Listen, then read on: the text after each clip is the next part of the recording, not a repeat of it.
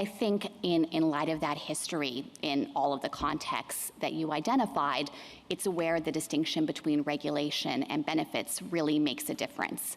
And it actually tracks some of the concerns that have been raised about standing and the Chief Justice's questions about who could actually sue on this plan and what role there is for the judiciary. It is logical for Congress in confronting that possibility to think we want to make sure that without delay, the executive branch can take care of Americans and can get them essential benefits.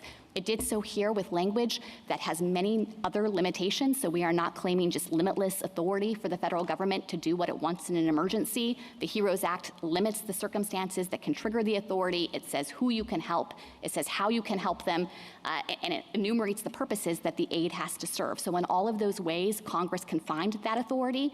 But in a circumstance like this one, where the Secretary has made the findings that without this critical relief for debtors, we are going to have a wave of default across the country with all of the negative consequences that has for borrowers, I think it is precisely the type of context where the executive should be able to implement those emergency powers. Your Honor, I disagree with most everything in the OLC opinion, but I agree with that part of the OLC opinion. I think it's right that that's what the phrase "no worse position" means. It means Congress was telling the Secretary he had the authority to keep borrowers near the status quo.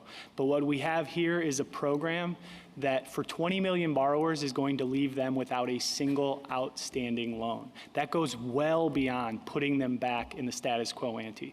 And for the other approximately 20 million borrowers that stand to benefit from this, their average debt is going to go from $29,000 to $13,000. Again, far beyond returning to the status quo ante.